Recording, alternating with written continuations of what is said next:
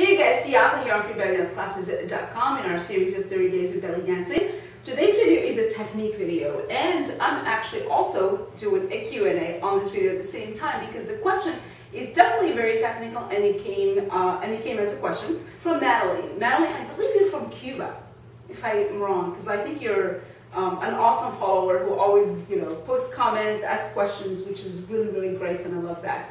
She said, "Good morning." Must have sent this in the morning. I am having issues with down hips. Up hips come naturally. Are there drills, she said, for down hips or an exercise to help? Also, my next question, I guess this is a two question in one. Also, my next question is, I have a little bit of belly fat. How can I get rid of it? She said, how can I get rid of that? And what foods should I eat or not eat? Thank you. Okay, well, the second part of this question is going to be a little bit tricky. Let me put this phone down. But let me answer your first part in this video, and I will answer the other parts, by the way, in another video, because I would love to do some more nutrition videos for belly dancers. So definitely stay on the lookout for that. It's really, really coming up very, very, very soon. Okay, so this video, I want to answer the question about the hip lifts and drops. So I have done a video before, by the way, where I broke down the technique and the body mechanics of how to do hip lifts and drops.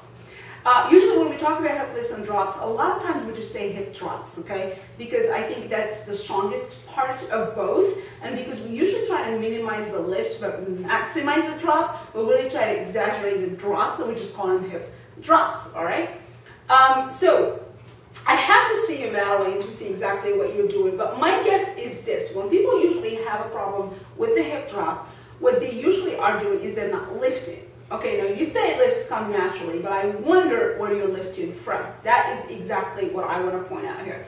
What a lot of times happen, and this is exactly the same mistake a lot of people make even in hip kicks, they focus too much on the hip because that's the end result of the move that you see, but that's not really where the move comes from. You always want to make sure you go back and see what does the move come from and what are the body mechanics to generate that move that looks a certain way from the hip. Just because you see it in your hips does not mean it comes from your hips, okay? So a lot of times you see people with hip kicks doing things like this, where they're pushing out the hip thinking that they're doing a hip kick. It's not. The move does not come from the hip, it comes from your knees, and the weight shift from one side to the other. So you're shifting all the way to one side, you're bending the knees, and doing a quick kick. That's where this move comes from. It doesn't come from the hip at all. That's just the end result. Same thing with the hip drops, okay? They come from the lift and from the knees and from the heels. That's another very important part.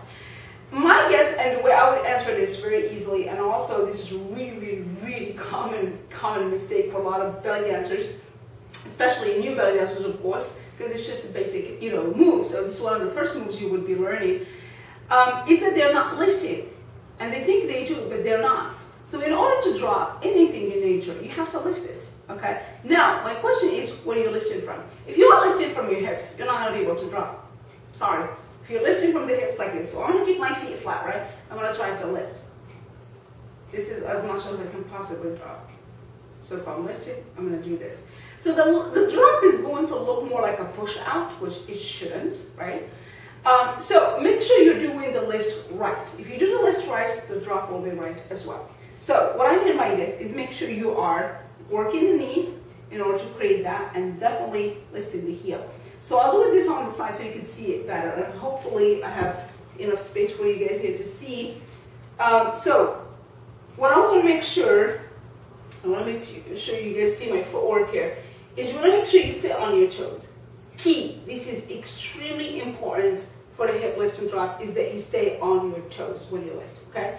So if you drop your heel, you mess up. You're really gonna mess up your move. I don't care how high you lift, just get your heel off the floor, okay? So when you are lifting, what you're doing is you're straightening the knee.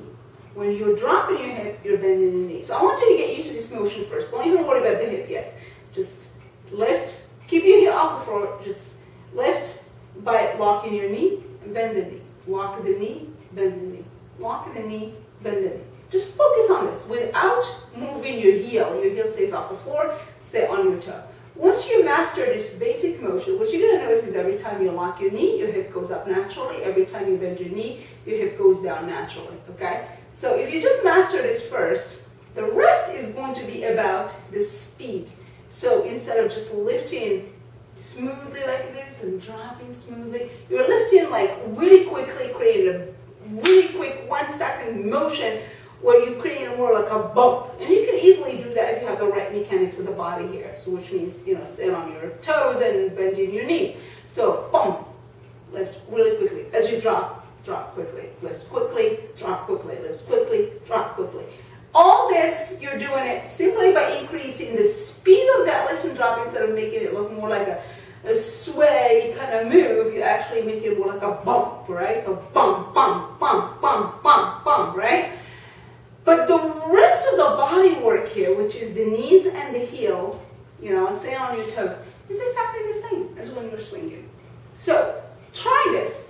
Watch what you're doing. Maybe look at yourself in the mirror, see if you're doing it right, because you might not be. You might not generate the move from exactly the right spot. Okay? So I don't want to talk too long in this one because I did do a very long video before explaining the mechanics of this move. But because this tends to be one of those questions that just comes up all the time, over and over and over and over, and Madeline brought it up again, and I thought, you know what? I'm going to make this a technique video and really point on this one exact issue, because it's everything when it comes to hip lifts and drops. So hopefully you find this helpful, Madeline. Please post a comment if you have any questions.